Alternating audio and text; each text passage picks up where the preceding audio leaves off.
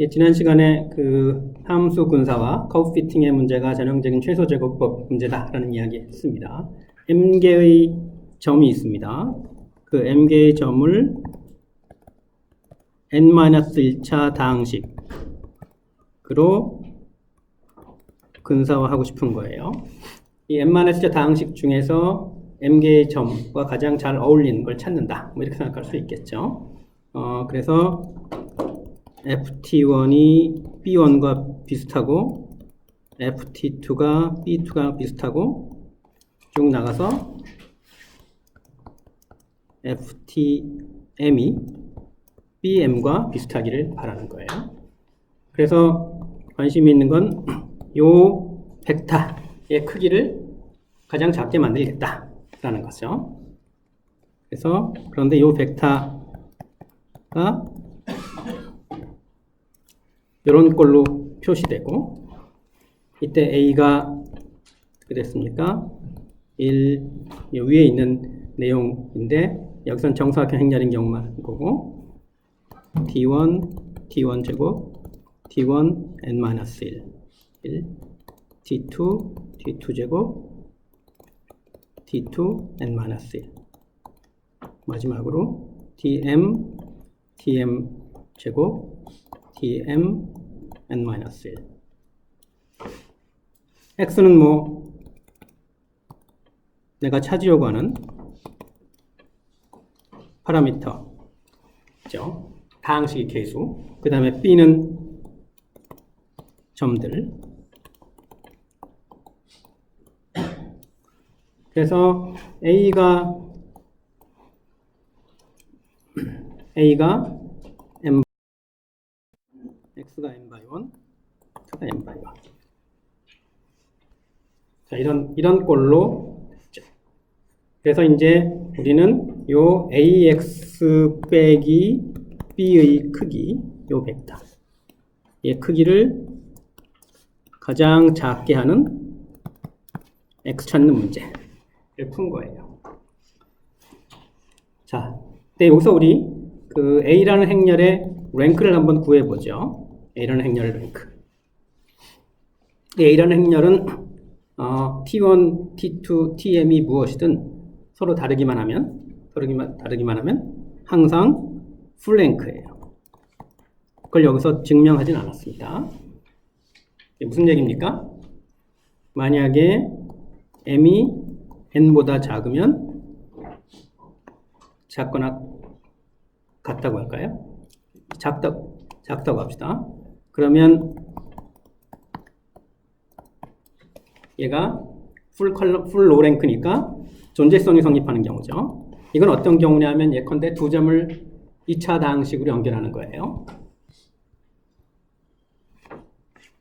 두 점을 2차 다항식으로 연결하는 거 무수히 많죠. 항상 AX는 B 되는 X가 있고 유일하지 않아요. M하고 N이면 어떤 경우죠? 바로 우리가 여기서 따졌던 경우죠. 정사각형 행렬이고 이 행렬이 너언싱귤러고 풀랭크니까. 그래서 얘는 존재성과 유일성을 동시에 가져요. 이게 이제 두 개의 점을 직선으로 연결하는 거나 세 개의 점을 2차 다항식으로 연결하는 거나 뭐 네 개의 점을 3차 다항식으로 연결하는 방법이 단 하나입니다. 라는 거랑 마찬가지 얘기인 거죠. 그리고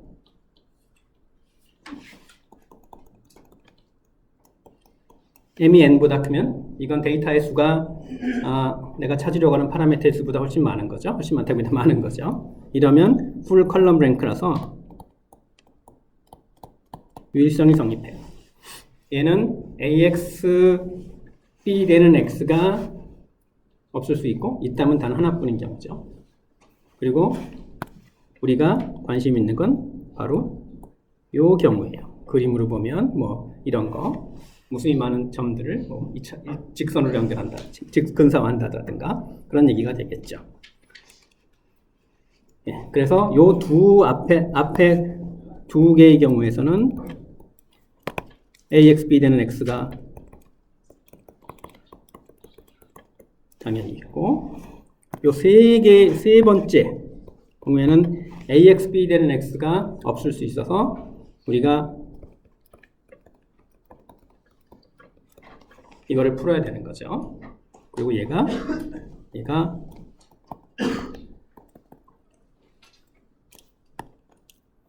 A 트랜스포스 A 인버스 A 트랜스포스 B 같은 형태로 유일하게 존재한다. 그래서 데이터의 수가 다항식의 차수 빼기 1보다 클 때는 이 그림에서 극단적인 사례를 보여줬죠. 그래서 그 주어진 점을 완전히 지나는 커브를 찾는 건 아니지만 주어진 점과 가장 잘 어울리는 커브를 이 ax 빼기 b의 크기를 가장 작게 하는 방식으로 유일하게 결정할 수 있었죠. 근데 이제 여기서 내가 만약에 지금 다시 원래 문제로 돌아가면 우리가 관심 있는 게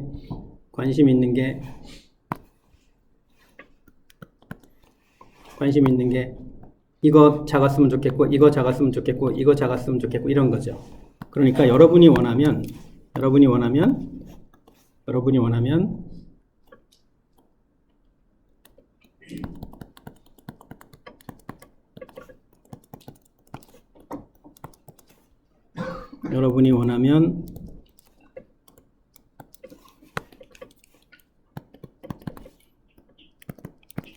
이거를 가장 작게 하는 f를 찾을 수도 있어요.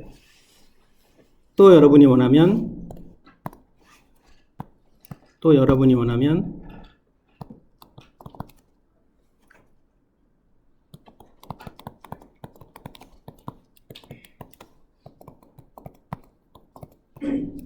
이걸 가장 작게 하는 x를 찾을 수도 있어요.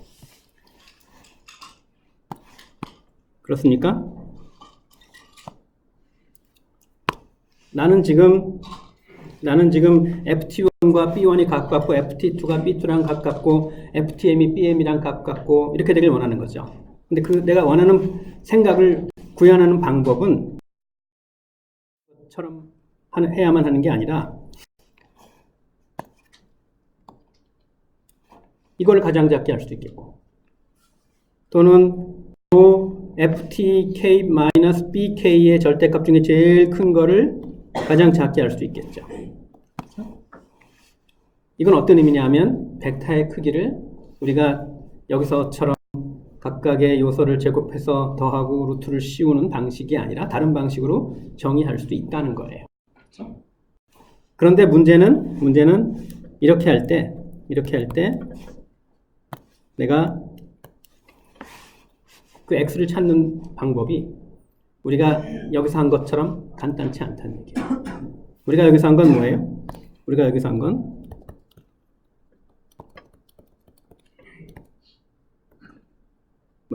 위에서 계속 절대값을 씌웠으니까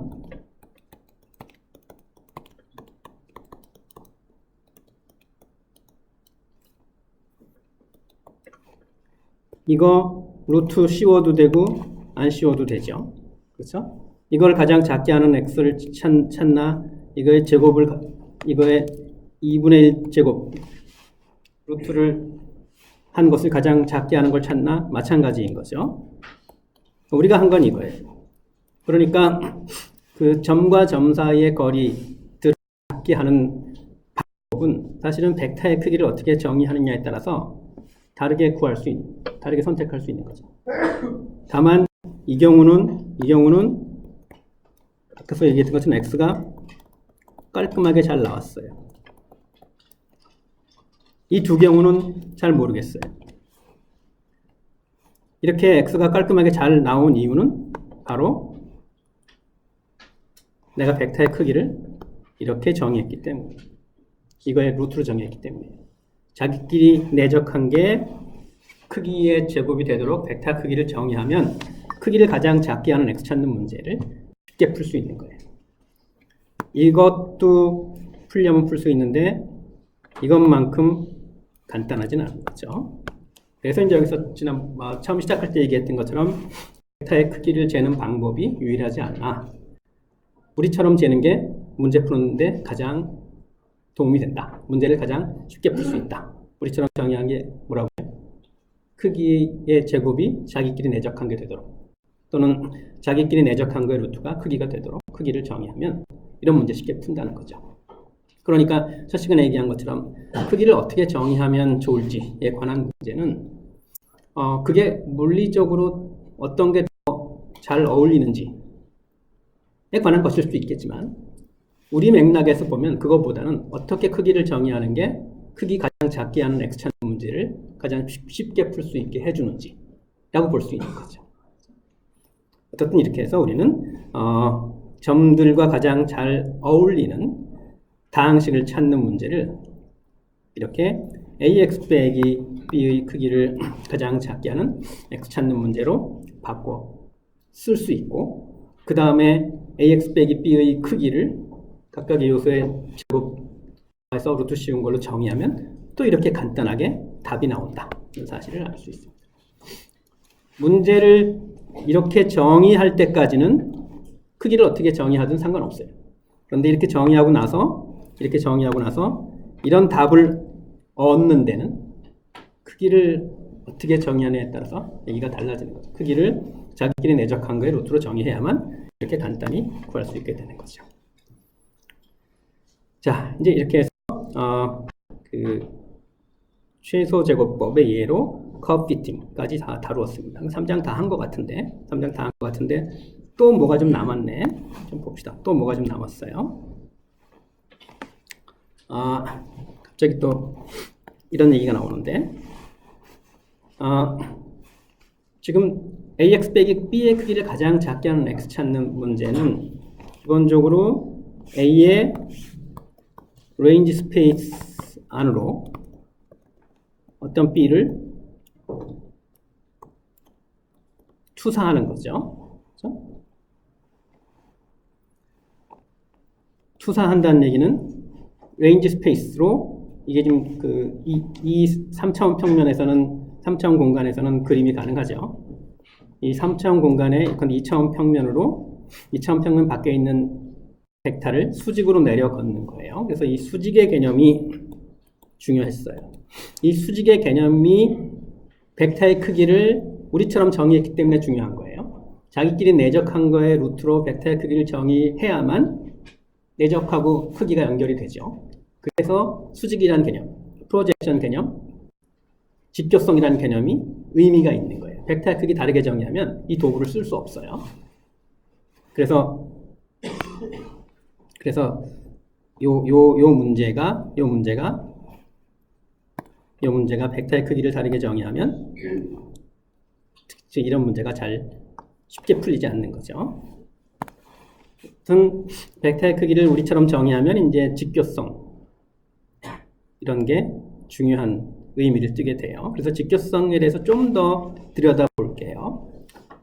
그래서 이 직교성을 생각하면 이 문제에 대해서 새로운 그 인사이트 얻을 수 있습니다. 한번 봅시다.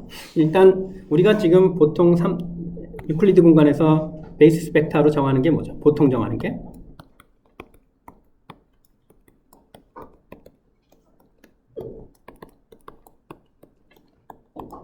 보통 이런 베이시스 벡터를 정하죠. 그래서 이런 베이시스 벡터를 정하면 내가 얘를 E1이라고 하고 얘를 E2라고 하고 얘를 EN이라고 하면 이런 벡터를 x1 곱하기 E1 쭉 나가서 xn 곱하기 EN 거로 쓸 수 있는 거죠. 그래서 벡터를 이렇게 베이시스를 이렇게 E1, E2, EN, 우리가 이건 내추럴 베이시스라고 하는데 흔히 그렇게 정하니까 그렇게 정하면 그 성분들, 표현들, 내가 이 베이시스 벡터를 좌표축이라고 부르면 좌표축 성분에 해당하는 x들을 아주 쉽게 구할 수 있게 되죠. 그래서 우리가 서로 직교하는, 그리고 크기가 1인 그런 벡터를 베이시스 벡터로 즐겨 사용하는 이유예요. 그래서 이제 그런 벡터들을 한번 살펴볼게요. 이렇게 서로 직교하면서 자기 각각의 크기가 1인 벡터를 오소노멀이라고 불러요. 벡터들이 오소노멀하다는 것은 자기들끼리 각각은 크기가 1이에요. QI 트랜스포스 QI는 QI의 크기의 제곱이죠. 그게 1이에요. 크기가 1이고 서로 다른 QI, QJ는 직교한다. 거죠. 이런 것들이에요. 각각은 크기가 1이고 서로 다른 벡터들 아무거나 고르면 서로 직교하는 그런 벡터들을 오소노멀이라고 해요. 오소고널 and 노멀인 거죠. 오소고널 직교한다. 크기가 1인 걸 노멀이라고 표현하니까 오소고널 and 노멀 묶어서 오소노멀이라고 불러요. 오소노멀 베이시스를 흔히 선택하는 거죠. 그래서 이 오소노멀한 우리가 베이시스를 정하면 베이시스를 내가 앞에서 뭐 꼭 이들하고 꼭 같지 않아도 상관없는데 내가 베이시스를 정하면 어떤 x를 이 n개의 베이스 벡터들의 이런 조합으로 표시한다고 했을 때 알파를 x의 표현이라고 했죠. 그래서 이 베이스 벡터들을 쭉 옆으로 늘어놓아서 만든 행렬은 n by n 행렬이겠네. 그 행렬에 이제 관심이 있는데 그 행렬이 바로 오소고널 행렬이라는 얘기예요. 오소고널 행렬은 그냥 별 얘기가 아니라 컬럼들이 서로 오소노멀한 그런 정사각형 행렬을 뜻해요. 그럼 이제 그 오소고널 행렬은 이 이름이 조금 마음에 안 드는데 내가 이 행렬 이름을 오소노멀 매트릭스라고 불렀으면 더 좋았을 것 같아요. 왜냐하면 오소노멀한 컬럼들로 이루어진 행렬이니까. 근데 오소고널 행렬이라고 부르네. 뭐 어떻겠습니까? 어쩔 수 없죠. 사람들이 그렇게 쓰기로 한 거니까. 오소노멀한 컬럼들로 이루어진 정사각형 행렬을 오소고널 행렬이라고 부르는데 오소고널 행렬은 바로 정리 3Q와 같은 성질을 만족한다. 라는 거예요. 자, 어떤 성질이냐면 Q 트랜스포스 Q가 단위 행렬이에요.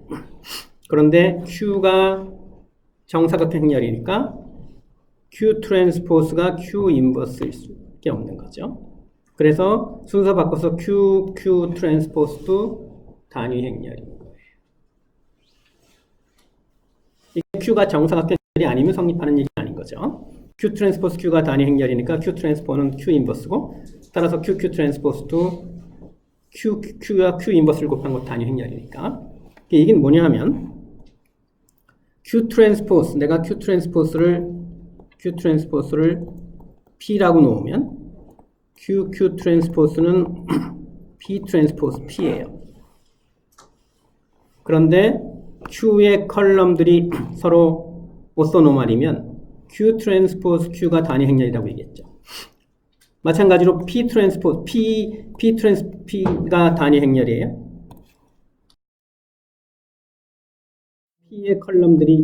P의 컬럼들이 오소고널 하다는 얘기죠. P의 컬럼은 Q의 로지요. 그래서 Q의 컬럼들이 오소노멀하면 Q의 로도 그렇다는 사실을 정리 3Q에서 얘기하고 있어요. 정리 3Q에선 내가 얘만 보이면 돼요. Q가 오소고널이면 Q 트랜스포스 Q가 단위 행렬이다 라는 것만 보이면 돼요. 아까 얘기했던 것처럼 Q가 정사각형 행렬이니까 Q 트랜스포스는 Q 인버스를 뜻하게 되고 그래서 바로 아래에 있는 식도 성립하고 그 의미는 Q의 열뿐만 아니라 행도 오소노멀이다. 각각 직교하고 크기가 아니다 라는 얘기죠. 증명 다음 슬라이드에 있는데 간단히 볼 수 있습니다. 일단 Q 트랜스포스 Q를 그냥 써볼게요. Q의 컬럼들을 QKI라고 하면 Q 이렇게 쓸 수 있겠죠. 그러면 Q 트랜스포스는 이렇게 되고 Q는 그냥 그대로 쓴 거고 그래서 Q 트랜스포스 Q를 정리하면 Q1 트랜스포스 Q1 이거고 Q1 트랜스포스 Q2가 이거고 Q1 트랜스포스 Qn이 이거고 Q2 트랜스포스 Q1 이거고 Q2 트랜스포스 Q2 이거고 이런 식으로 진행이 되겠죠. 마지막으로 QN 트랜스포스 Q1 이거 QN 트랜스포스 Q2 이거 QN 트랜스포스 QN 이거.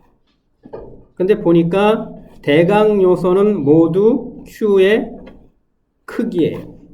대각 요소는 다 각각 Q들의 크기예요. 1이라고 했죠.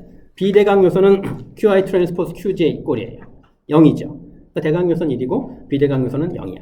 그러니까 Q 트랜스포스 Q가 단위 행렬인 거죠. 그래서 Q가 오소고널이면 Q의 모든 컬럼이 오소노멀이면 Q 트랜스포스 Q는 단위 행렬이다. 따라서 Q 트랜스포스도 단위 행렬이다. 따라서 Q 트랜스포스 오소노멀이다. Q 트랜스포스의 컬럼이 Q의 로우니까 Q의 로우도 그렇다. 사실을 얘기할 수 있겠죠. 근데 만약에 Q가 정사각형 행렬이 아니라면, 증명 끝났습니다. 만약에 Q가 정사각형 행렬이 아니라면 Q의 컬럼들이 서로 오소노멀이긴 한데 정사각형이 아니면 Q는 어떤 모양이에요? 톨 매트릭스겠죠? 톨 매트릭스. 길쭉한 매트릭스. 그러면 Q 트랜스포스 Q가 단위 행렬이라는 것은 그냥 똑같은 방식으로 보이면 되는데 그게 Q 트랜스포스가 단위 행렬이라는 걸 뜻하진 않죠. 왜냐하면 정사각형 행렬이 아니니까. 그래서 Q 트랜스포스는 Q의 인버스가 아니고 Q의 인버스는 사실은 Q가 정사각형 행렬이 아니니까 잘 정의가 안 돼요. Q의 인버스는 정의가 안 되니까 이게 지워버립시다. 이게 뭡니까? Q 트랜스포스가 Q가 단위 행렬이면 Q 트랜스포스는 Q의 레프트 인버스인 거죠.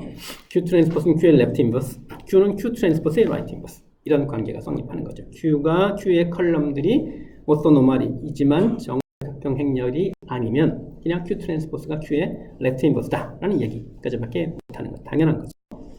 어쨌든 우리는 n차원 벡터 공간에서 n개의 베이시스 벡터를 서로 직규하는 걸로 고를 수 있으면 그러면 이제 이런 관계를 만족을 하겠죠. Q는 오소고널이고 Q 트랜스포스는 Q의 인버스. 그러면 이제 X를 내가 이제 얘들을 Q로 바꾸면 뒤에 있는 얘기입니다. 서로 직규하는 베이시스 벡터들로 X를 표현하면 표현된 알파는 어떻게 됩니까? Q 인버스 X인데 Q 인버스가 Q 트랜스포스니까 그냥 인버스 구하지 않고 Q 트랜스포스 B 꼴로 간단히 구할 수 있죠.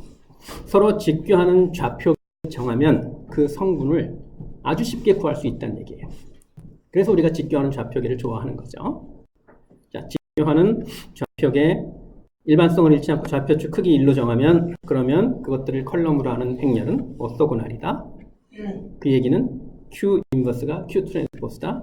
그래서 알파 쉽게 구할 수 있다. 뭐 이런 얘기입니다. 미리 했습니다. 뒤에 나오는 얘기인데. 자, 행렬 성질 봅시다. 조금 전에 했던 얘기가 바로 이거고요. 나온 김에 했습니다. 조금 전에 했던 얘기가 이거예요. 오소노멀 베이시스로 주어진 벡터를 표시하는 방법은 주어진 벡터가 B라면 결국 이 X를 찾는 내가 좀 전에 위에서는 알파라고 썼네요. 그냥 이렇게 Q 인버스 B를 Q 트랜스포스 B로 간단히 구할 수 있다. 오소노멀 행렬의 또 다른 특징은 그냥 2번만 보면 됩니다. X와 Y를 내적하는 거나 X와 Y를 내적하는 거나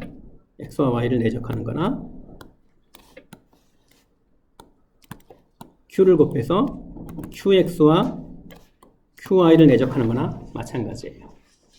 그래서 내적에 영향을 주지 않는 연산자다 라는 사실을 또 알 수 있습니다. 예. 여기서 핵심은 오소노멀 베이시스를 정하면 이 성분, 여기서는 X라고 표현했죠. 성분을 쉽게 구할 수 있다. 왜냐하면 역행렬이 트랜스포스니까. 라는 얘기고.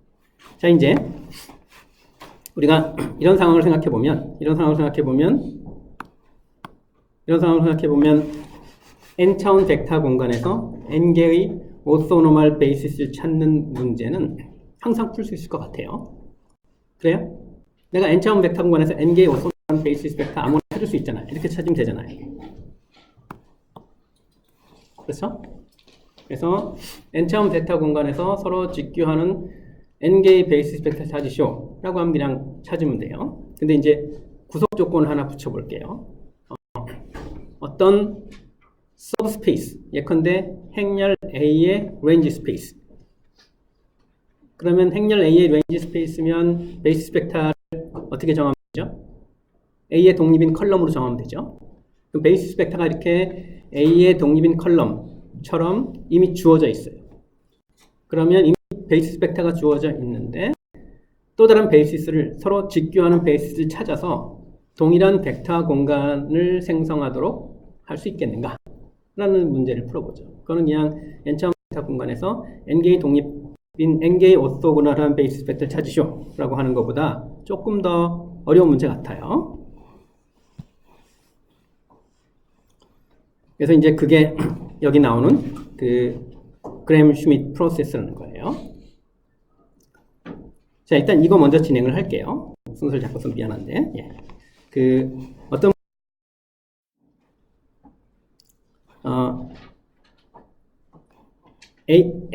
주어진 벡터 공간에 n차원 벡터 공간의 베이시스 벡터가 이렇게 주어졌다고 생각해 봅시다.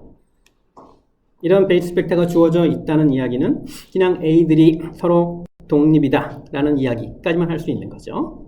그러면 이 베이시스 벡터가 생성한 벡터 공간은 내가 A를 이렇게 행렬 라지 A를 이렇게 놓으면 바로 RA예요. 그래서 n개의 베이시스 벡터들로 행렬을 만들고 그러면 그 행렬의 레인지 스페이스가 바로 주어진 그 벡터 공간이 되겠죠. 자, 이제 내가 뭘 하고 싶은 거냐 하면 Q를 찾고 싶어요. Q는 서로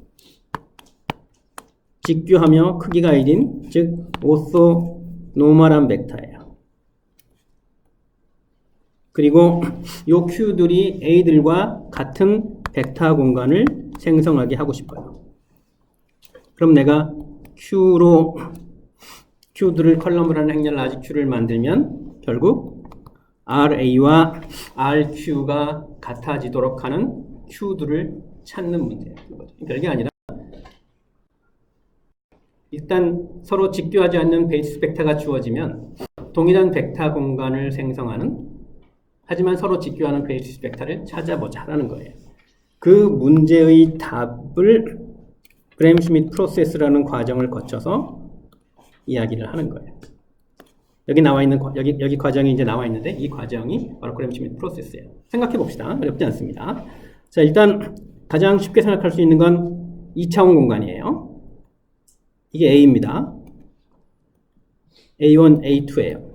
A1, A2가 생성하는 벡터 공간은 2차원 공간이에요. 그렇죠? 이 A1, A2가 생성하는 벡터 공간과 같은 벡터 공간을 생성하는 서로 직교하는 그리고 크기가 1인 벡터 두 개 정하면 돼요. 어떻게 정하면 됩니까? A1 방향의 벡터 Q1 크기가 1되게 만들고 그냥 그림을 그려버리는 거네. 뭘 구했다기보단. 또 얘랑 직교하는 Q2 크기가 1인 벡터 Q2를 그냥 찾아내면 되는 거죠. 그러면 이 빨간 벡터나 빨간 두 개의 벡터나 파란 두 개의 벡터는 모두 동일한 하얀 평면을 생성하게 되죠. 맞습니까? 자, 어떻게 하면 될까요? 일단 Q1은 A1과 같은 방향이에요. 그러니까 Q1은 A1의 크기로 나누면 돼요. 근데 별로 의미 없는 짓을 한 것 같네. A1을 A1의 크기로 나누면 되는데 A1을 굳이 A1 프라임이라는 로 이름을 바꾸고 그 A1 프라임을 A1 프라임의 크기로 나눴는지 그건 뭐 좀 이따 생각해 보기라고. 어쨌든 Q1은 A1 방향의 벡터를 그냥 똑같은 걸 정하면 돼요. 크기만 1로 만들어서. 자, Q2는 어떻게 정합니까? A2를 A1 방향으로 프로젝션 시켜요.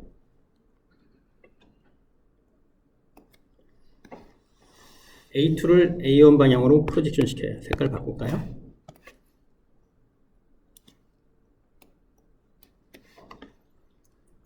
그럼 얘는 요 검은 벡터는 뭐가 됩니까? 검은 벡터? 일단 A1 방향으로 프로젝션 시키는 거나 Q1 방향으로 프로젝션 시키는 거랑 마찬가지죠. 같은 방향이니까. 그냥 A1보다 Q1이 더 편하니까 얘는 그냥 Q1 트랜스포즈 A2 Q1이에요. 왜냐하면 분모에 있던 Q1 트랜스포즈 Q1은 1이니까. 그렇죠? 1이니까 이건 지우죠. Q1 트랜스포스 Q1은 1이 됐으니까. 그래서 이 검은 벡터가 Q1 트랜스포스 A2에다가 Q1 곱한 거예요. 그러면 이 벡터는 뭘까요? 이 벡터를 내가 A2'이라고 놓으면 A2'은 이렇게 돼요. A2'은 이렇게 돼요. 그렇죠? A2 빼기 검은 벡터. 그렇죠? 그리고 Q2는 A2'을 A2'의 크기로 나눠서 크기가 1이 되게 하면 되는 거죠.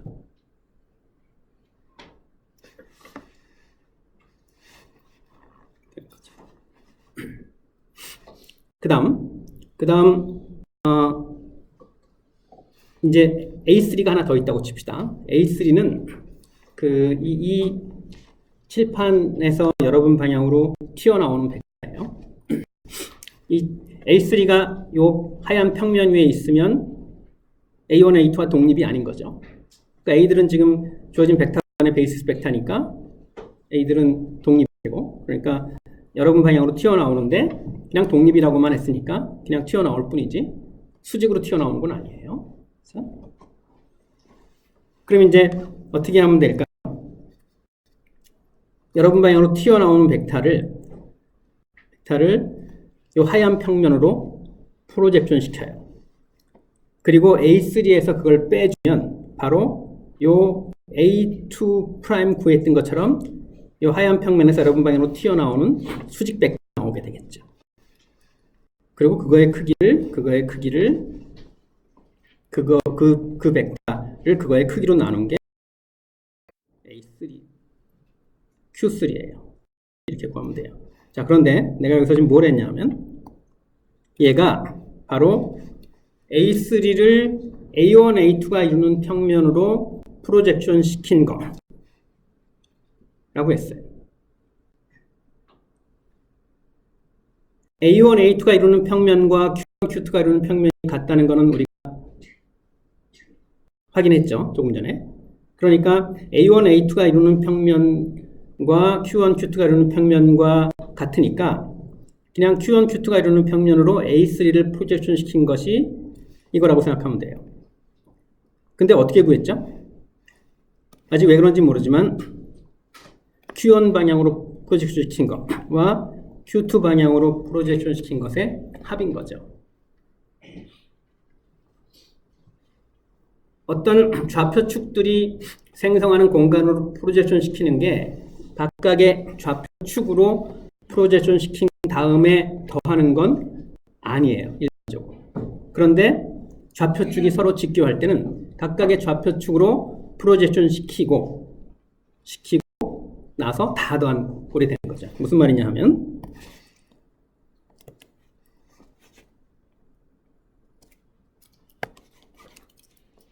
자, A1, A2가 이렇게 있습니다.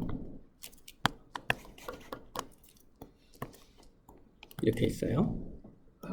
자, 이게 A1이고 이게 A2예요. 요 벡터를 A1으로 프로젝션 시키면 어떻게 됩니까?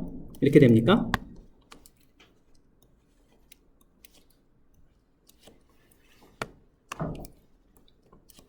그래요? 요 벡터를 A2로 프로젝션 시키면 이렇게 되는 거죠. 그래서 요걸 내가 알파라고 하고 요걸 내가 베타라고 하면 x를 A1 축으로 프로젝션 시킨 게 알파1이고 x는 이제 약간 그 다음에 x를 그 A2 축으로 프로젝션 시킨 게 베타인데 그런데 x가 알파 더하기 베타는 아니잖아요. 그렇죠? 그런데 만약에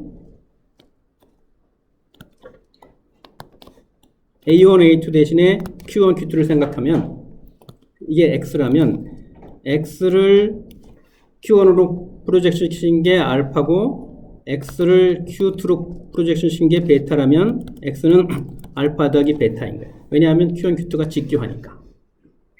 그러니까 좌표 베이시스 벡터들이 생성하는 벡터 공간으로 그 벡터 공간 밖에 있는 벡터를 프로젝션 시키는 것은 각각의 좌표 쪽으로 프로젝션 시킨 다음에 다 더하는 것과 일반적으로 달라요. 다만 각각의 좌표 축의 베이시스 벡터들이 서로 직교할 때는 각각의 좌표 축으로 프로젝션 시키는 것과 마찬가지가 돼요. 그래서 이렇게 쓸 수 있는 거죠.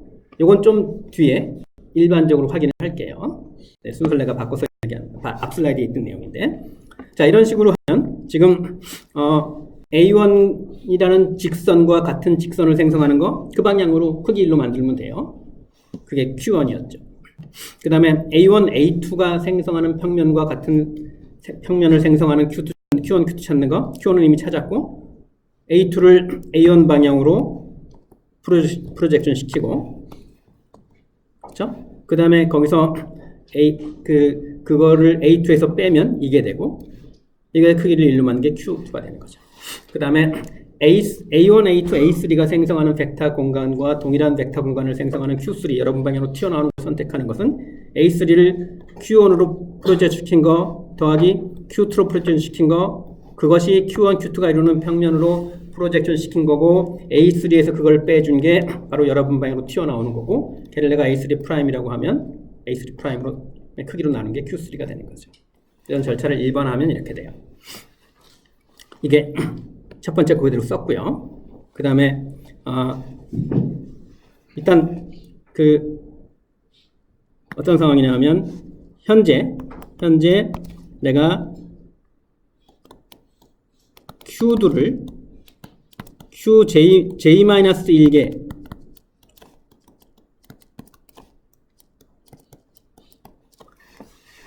현재 이런 일이 벌어지도록 Q2를 찾았다라고 가정을 할게요. 이런 상태에서 J를 찾기를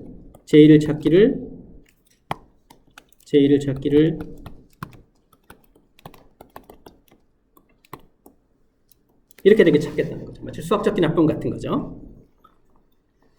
A1부터 AJ-1까지 J-1의 벡터가 생성하는 벡터 공간과 같은 벡터 공간을 생성하는 서로 직교하는 Q1부터 QJ-1까지의 벡터를 찾았다라고 가정했을 때, 그때 QJ를 찾기를 이런 일이 벌어지도록 한다는 거죠. 그러면 J가 2일 때죠. 이미 했으니까 수학적 분합법적인 절차로 그냥 우리가 원하는 이 이야기가 확인이 된 거죠. 그러면 이게 모든 J에 대해 성립하는 거니까 J가 N일 때도 성립하는 거죠. 그래서 주어진 N개의 베이시스가 생성하는 벡터 공간과 동일한 벡터 공간을 생성하는 Q들을 찾을 수 있게 됩니다. 자, 어떻게 하는지 봅시다. 일단 얘들이 생성하는 벡터 공간과 얘들이 생성하는 벡터 공간이 같아요. 이제 여기서 QJ를 찾으면 돼요. 찾으면 되겠죠. 어떻게 찾으면 됩니까?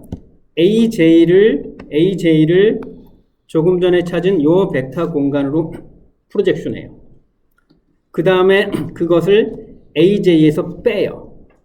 그게 AJ 프라임인 거죠. 그게 바로 요 벡터 공간과 수직인 방향으로 튀어나오는 벡터예요. 그거의 크기를 그거의 크기로 나눈 게 바로 QJ가 되는 거죠. 자, AJ를 1로 프로젝션 시키는 게 바로 이거예요. 이게 projection of AJ 어디로?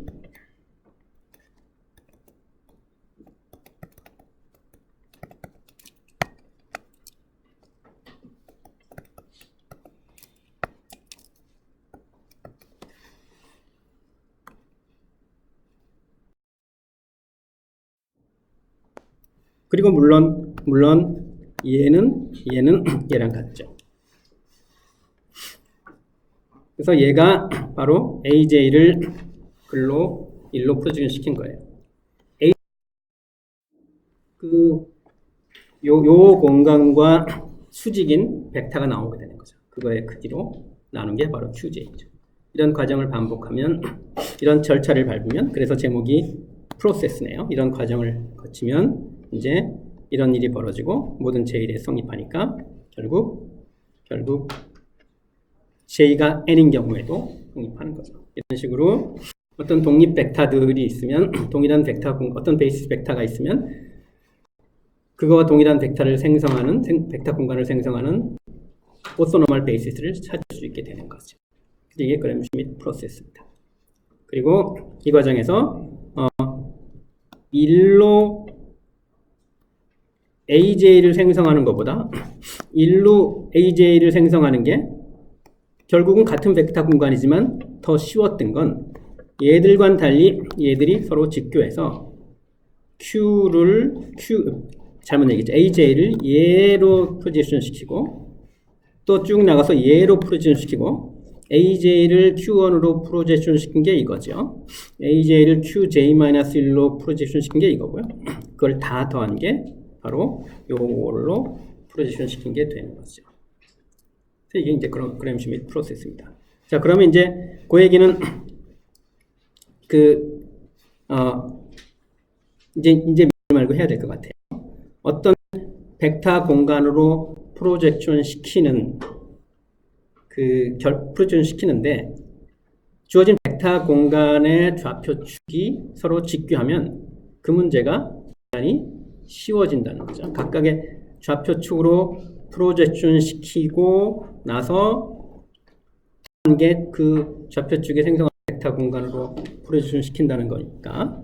자, 이제 그 문제는 당연히 AX 빼기 B의 크기를 가장 작게 하는 X 찾는 문제랑 관련이 돼 있어요. 왜냐하면 이거는 바로 AX P 되는 X 찾는 거고 AX P 되는 X 찾는 거고 P는 뭐였죠? Projection of B onto RA였죠.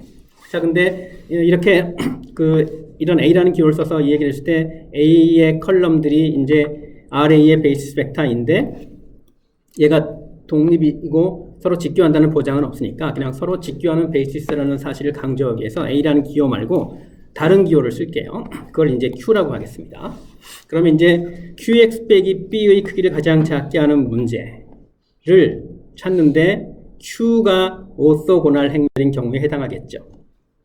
왜냐하면 요 Q의 컬럼들이 서로 직교하고 그리고 크기가 1인 거니까. 그래서 Q가 오소고날 행렬일 때 결국 이 문제가 얼마나 쉬워지는지를 보면 되는 거예요. 자, 일반적인 포뮬러에서 A 대신에 Q 대입한 게 이거죠. 그래서 이제 이걸 가장 작게 하는 X는 이렇게 되고 프로젝션은 여기다가 A 곱한 거니까 이렇게 되겠죠. 그런데 Q 트랜스포즈 Q가 단위 행렬이니까 사라지고 Q 트랜스포즈 Q가 단위 행렬이니까 이거 사라지고 이거 사라지고 해서 X는 그냥 Q 트랜스포즈 B가 되고 프로젝션 행렬은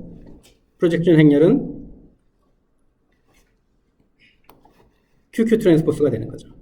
왜냐하면 P는 빅 P 곱하기 B니까 여기다가 내가 Q를 여기다가 QX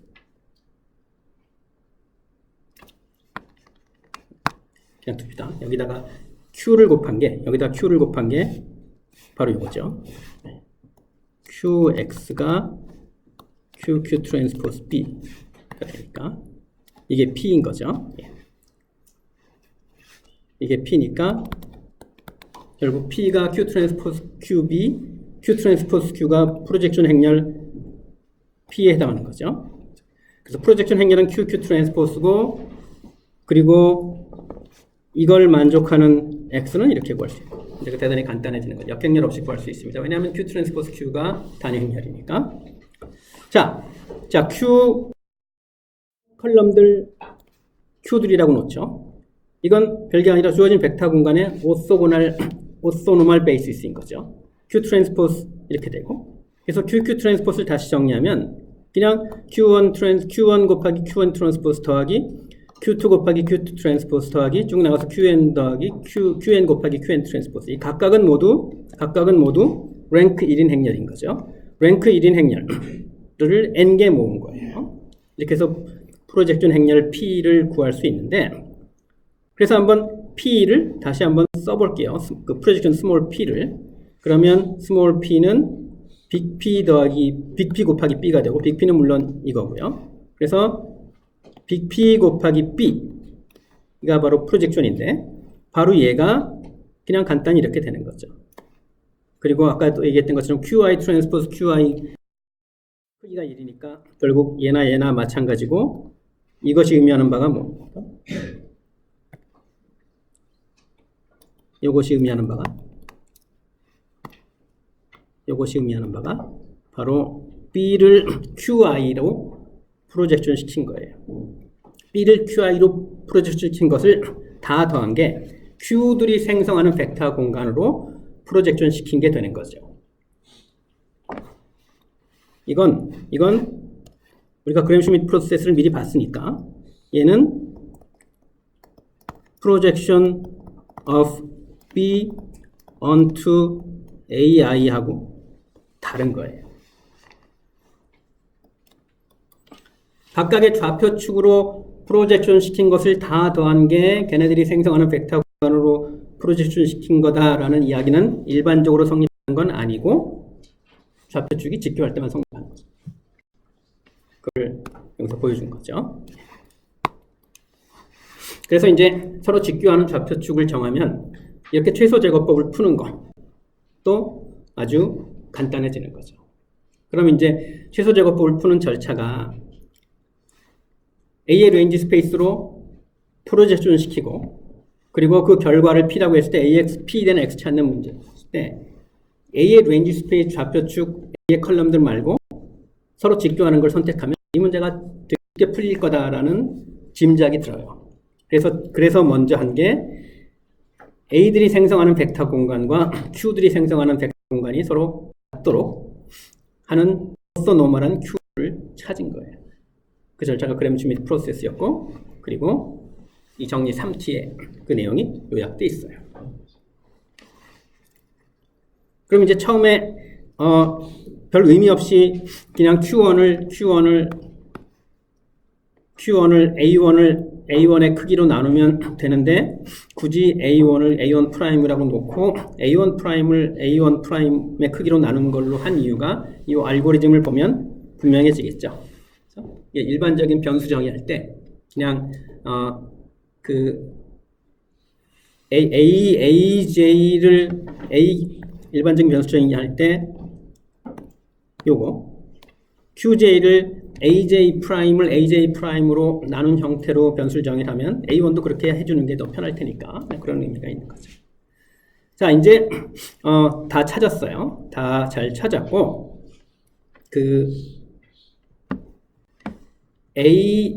이런 식으로 이런 일이 벌어지도록 모든 스텝에서 AJ를 찾는 거예요. 자, 이제 이 상태에서 그 A들을 컬럼으로 하는 행렬과 Q들을 컬럼으로 하는 행렬의 관계를 한번 써볼 수 있겠어요. 물론 그램-슈미트 프로세스는 이런 일이 벌어지도록 Q를 찾은 거죠. 그래서 일단 그냥 AJ 하나 봅시다. AJ와 Q들 사이의 관계만 보죠. 그러면 AJ와 Q들 사이의 관계가 나오면 행렬 A와 라지 Q, 행렬 라지 Q 사이의 관계도 나오겠죠. 자, 여기 있습니다. 자, 이런 일이 벌어지니까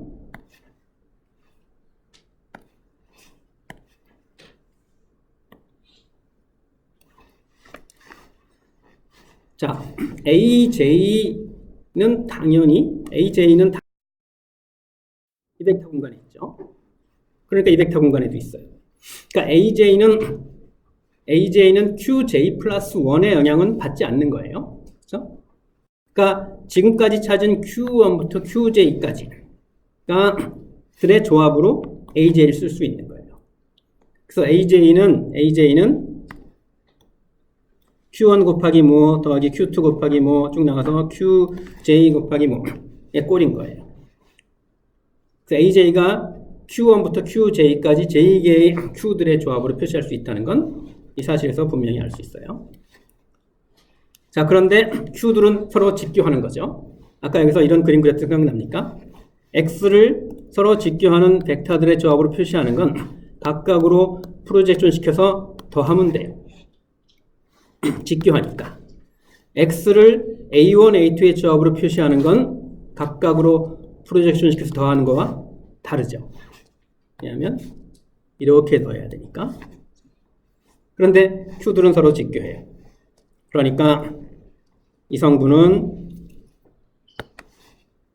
Q1 방향으로 그냥 프로젝션 시킨 거고, 이 성분은 QJ1 -1 방향으로 프로젝션 시킨 거고, 이 성분은 QJ 방향으로 프로젝션 시킨 게 되죠. 그래서 이런 일이 벌어져요. 당연히 A들이 모두 독립일 때 이 벡터가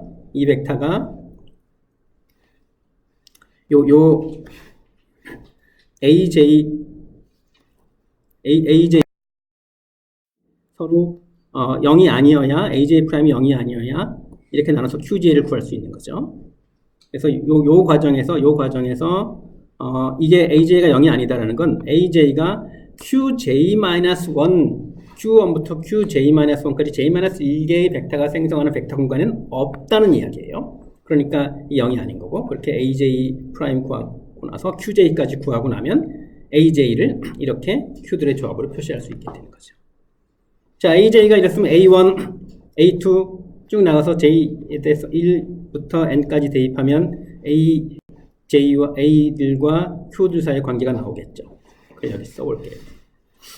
A1은 Q1 트랜스포즈 A1 곱하기 Q1이에요. 여기서 J가 1인 경우 보면 이것만 남죠. A2는 Q1 쭉 성분이 Q1 트랜스포즈 A2, Q2 쭉 성분이 Q2 트랜스포즈 A2, 그 밖에 다른 성분은 없어요. 쭉 나가서 A에는 이제 모든 성분이 다 있죠. Q1 축 성분은 얘, Q2 축 성분은 얘, QN 축 성분은 얘. 이렇게 서로 각각의 좌표축으로 프로젝션만 하면 되죠. 서로 직교하니까. 내가 얘를 A라고 놓고 얘를 Q라고 놓고 이걸 R이라고 놓으면 A는 Q 곱하기 R로 표시될 수 있는 거죠. A가 M by N이면 Q도 당연히 M by N이고 얘는 N by N이고, A의 컬럼들은 A가 지금 베이스 벡터라고 했으니 A의 컬럼들은 서로 독립. A의 컬럼들이 생성하는 벡터 공간과 동일한 벡터 공간을 생성하는 서로 직교하는 Q들을 찾은 거예요. 그리고 그 A와 Q들 사이에 이런 관계가 성립한 거죠. A는 Q 곱하기 R로 A를 분해했다라고 볼 수 있는 거죠. 그래서 그거를 정리한 게 정리 3U예요. 어떤 행렬이 주어지든 그 행렬이 풀 컬럼 랭크면 그램 슈미트 프로세스에 따라서 A는 QR 걸로 분해할 수 있고, Q는 오토노멀한 컬럼으로 이루어져 있고, 물론 직사 같은 행렬인 거죠. R은 어퍼 트라이앵귤러인데 어퍼 트라이앵귤러 보이죠? 근데 여기 대강 요소들 뭐죠? A1의 Q1 축 성분, A2의 Q2 축 성분, 쭉 나가서 AN의 QN 축 성분. 이 중에 하나라도 0인 게 있습니까? 다시 말해서 이 중에 하나라도 0인 게 있나요? 이 중에 하나라도 0인 게 있나요? 얘와 얘는 같은 걸 이 식을 보면 알 수 있는데, 그리고 QJ와 AJ 프라임은 같은 방향이에요. 그러니까 얘는 그냥 별게 아니라 이렇게 구한 AJ 프라임의 크기예요. 그러니까 얘는 A1 프라임의 크기, 얘는 A2 프라임의 크기, 그래서 얘는 AN 프라임의 크기예요. 걔들이 0이 아니다 라는 것은 A들이 독립이다 라는 사실에서 우리가 이끌어낼 수 있는 거니까. 그래서 R은 서로 어퍼 트라이앵귤 행렬, 위 상복골 행렬이면서 대각 요소가 모두 0이 아닌 그런 행렬이 되는 거죠. non-singular 어퍼 트라이앵귤 행렬이에요. 그래서 A를 이렇게 QR 꼴로 분해하고 나면 AX 빼기 B의 가장 작게 하는 x를 쉽게 구할 수 있을 거예요. 우리 앞에서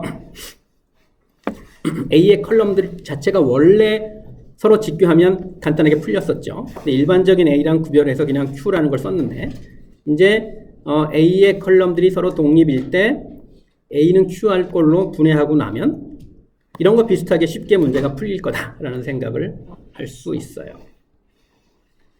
그게 이겁니다. 자, 이제 A는 QR 를 이용해서 AX 빼기 B의 크기를 가장 작게 하는 X 찾아보죠. 어떻게 찾습니까? 이런 거죠. 그렇죠? 이게 물론 이제 X바가 AT 인버스 ATB인데 이걸 그냥 인버스 하지 않고 이렇게 쓴 거예요. 인버스를 하지 않고 이렇게 인버스를 써도 상관없는데 이렇게 써놓고 나서 A 대신에 QR을 넣어볼게요. A 대신에 QR을 넣습니다. A 대신에 QR. A 트랜스포스는 R 트랜스포스 Q 트랜스포스. 근데 Q 트랜스포스 Q가 단위 행렬이니까 Q 트랜스포스 Q가 단위 행렬이니까 얘는 R 트랜스포스 R이 돼요. 오른쪽은 이렇게 됩니다. 그대로 남은 거죠. A 트랜스포스는 R 트랜스포스 Q 트랜스포스. 그런데 R이 non singular 행렬이에요. R 트랜스포스도 마찬가지예요. 그러니까 R 트랜스포스 non singular니까 양변에 R 트랜스포스 인버스 곱해서 지울 수 있어요. 그래서 이 식을 얻어요. 그래서 얘가 이렇게 간단해지는 거예요. 그리고 R은 어떻다고? R은 뒤로 한 가죠.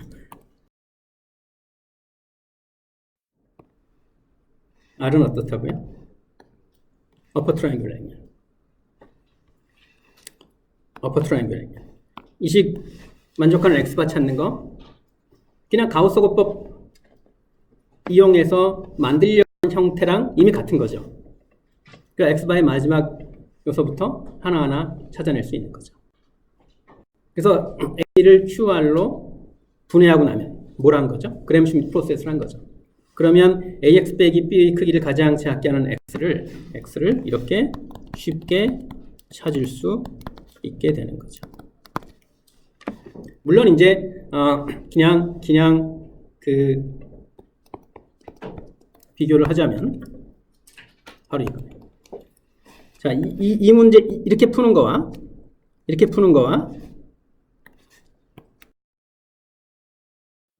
분해하는 데는 비용이 있으니까.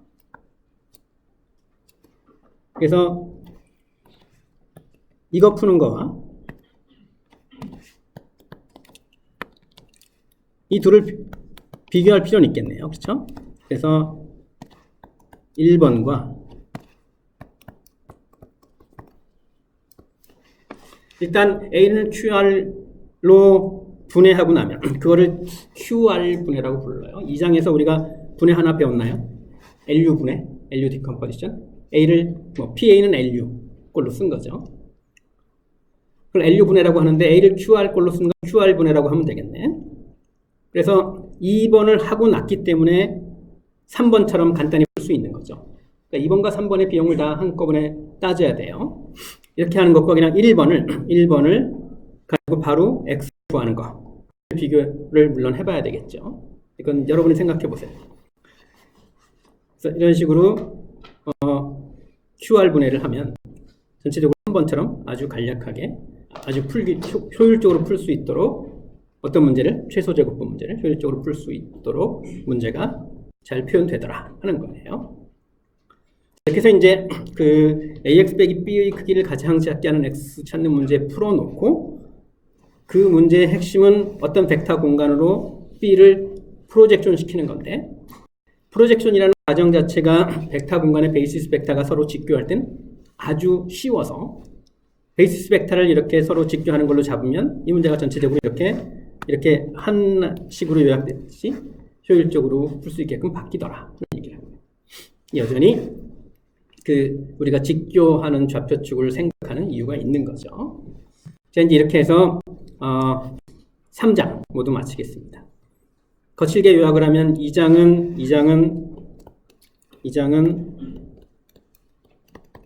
AX는 B 되는 X 찾는 문제고 얘는 LU 디컴포지션과 관련이 있었어요.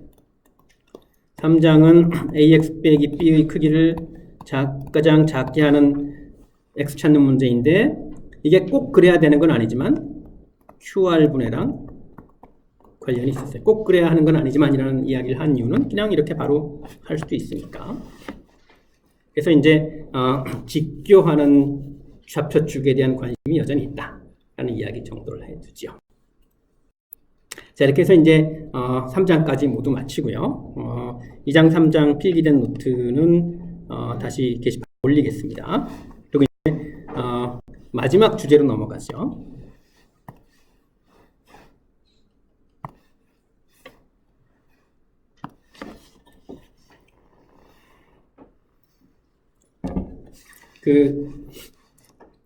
강의계획서에는 5장이 앞부분만 한다고 했는데, 5장은 아이겐밸류, 아이겐벡터에 관한 이야기고, 근데 6장에 싱귤러 밸류 디컴포지션 얘기가 나와요. 근데 이 이야기를 해야만, 뭔가 좀 그림이 완성이 된다는 생각이 들어서, 예전에는 안 했는데, 이 이야기를 살짝 넣도록 하겠습니다. 강의계획서를 쓸 당시에는, 그냥 이 이야기만 하려고 했는데 계획을 중간에 살짝 바꿨습니다. 그렇게 하는 게 여러분한테 더 도움이 될 거라고 판단했기 때문인데요. 자, 4장은 참고로 디터미넌트에 관한 이야기인데 여러분이 잘 알고 있으니까 그냥 생략을 하고요. 자, 아이겐밸류, 아이겐벡터 이야기부터 하죠. 지금 2장, 3장과 이어지는 거예요. 모든 스토리를 다 기억을 하자고요. 그리고 우리는 행렬 A가 정사각형 행렬이 아닌 행렬에 관심을 두었죠. M/N 행렬. M은 뭔가 그 식의 수와 관련된 거, N은 미지수의 수와 관련된 거. 근데 아이겐벡터와 아이겐밸류는 정사각형 행렬에만 해당하는 이야기예요. 그러니까 여기서 아이겐벡터, 아이겐밸류 이야기까지만 하고 마치면 직사각형 행렬을 쭉 강조해서 이야기하다가 마지막은 정사각형 행렬에 관한 논의로 마무리하는 모양이 돼서 좀 어색하죠. 싱귤러 밸류 디컴포지션 이야기를 해야만 이 아이겐밸류, 아이겐벡터의 개념이 직사각형 행렬을 다루는데도 강력한 도구가 될 수 있다 라는 이야기를 할 수 있게 되는 거예요. 그리고 그렇게 될 수 있다는 이야기를 무엇을 통해서 하냐 하면 직교성을 통해서 하는 거예요. 그래서 3장 후반부에서 우리가 다룬 직교성이 또 여기서 중요하게 등장을 해요. 한번 봅시다. 일단 잠시 이제 정사각형 행렬로 논의를 국한해 보죠. 자, n/n 행렬 A가 있습니다. 일반적으로 벡터 행렬을 곱하면 x에다가 a를 곱하면 뭐 이런 모양이 되죠. 그래서 뭐 고등학교식으로 표현하면 행렬을 곱하면 벡터의 크기와 방향이 다 바뀐다. 뭐 이렇게 얘기를 하죠. 그런데 어떤 특정한 방향 벡터에 대해서는 AV와 V가 같은 방향에 놓이게 되는 경우가 있어요. 크기는 물론 달라질 수 있겠죠. 그래서 AV는 람다 V. 지금 명백히 X와 AX는 이런 관계를 만족하지 않죠. 방향이 다르니까. 그런데 AX와 V가 같은 방향에 있으면 크기만 람다만큼 달라지면 그러면 이렇게 그릴 수 있는 거죠. 그러니까 특정한 방향 벡터에 대해서는 A를 곱해도 방향이 바뀌지 않는 그런 일이 일어난다는 거예요. 물론 방향 벡터를 얘기를 하는 거니까 V가 0이면 말이 안 되겠죠. 그래서 이런 데 관심이 있어요. 시작은 value가 아니라 벡터예요. 그래서 이런 특정한 방향 벡터를 뭐라고 부르냐 하면 아이겐 벡터라고 부르는 거예요. 아이겐 벡터가 먼저 나와요. 그렇죠? 일반적으로 벡터를 곱하면 벡터의 행렬을 곱하면 방향이 바뀌는데 특정한 방향 벡터, 그걸 내가 V라고 놓으면 V에 대해서는 방향이 안 바뀌더라. 그럼 V가 있냐? 있냐? 그렇죠. 있으라는 보장이 없죠. 그렇죠? 왜 있어야죠? 있을 거다라고 기대를 하는 건 굉장히 낙관적인 거예요. 그래서 지금 A를 곱해서 Rn으로 가는 이 실수가 스칼라인 이런 벡터 공간에서 이런 일이 벌어지기를 기대하는 게 되게 순진한 거예요. 실제로 이런 일이 일반적으로 일어나지 않을 수 있어요.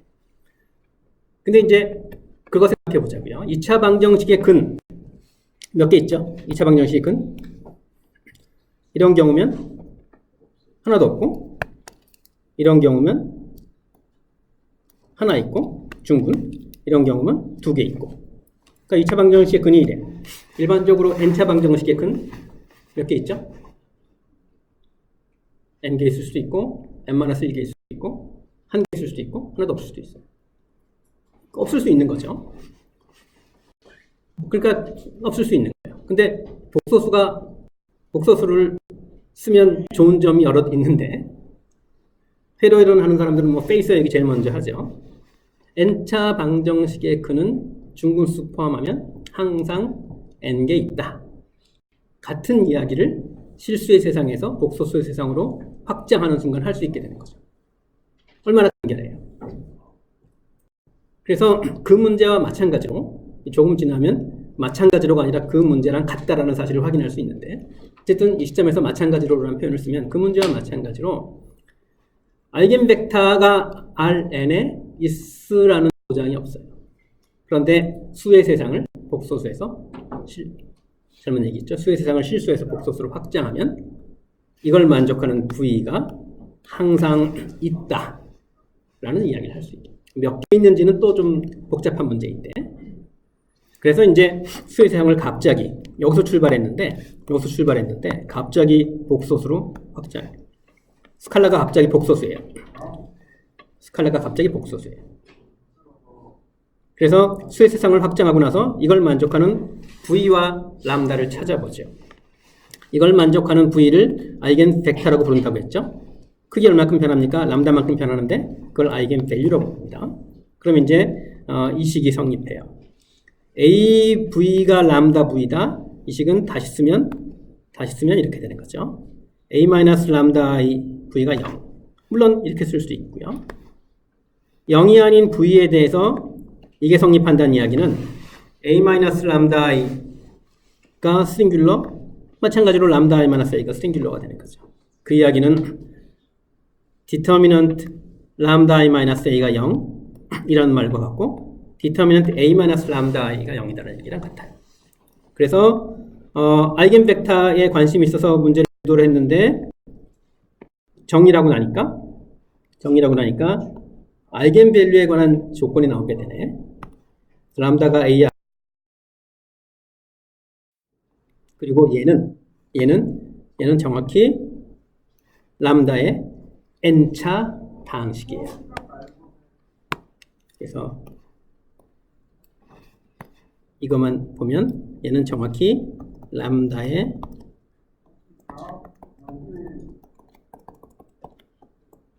n차 다항식. 그러니까 n차 다항식의 근이 몇 개 있습니까? 라는 질문. 이걸 만족하는 근이 실수의 세상에 하나도 없을 수 있죠. 복소수의 세상으로 넘어가면 중근수 포함해서 항상 n개 있고요. 그래서 아이겐밸류 이걸 만족하는 V가 있다는 얘기는 람다가 있다는 얘기는 V도 있다는 얘기죠. 그래서 아이겐벡터와 아이겐밸류의 존재성이 복소수의 세상으로 넘어가서 보장이 되게 되는 거죠. 이어서 얘기하겠습니다. 마치겠습니다.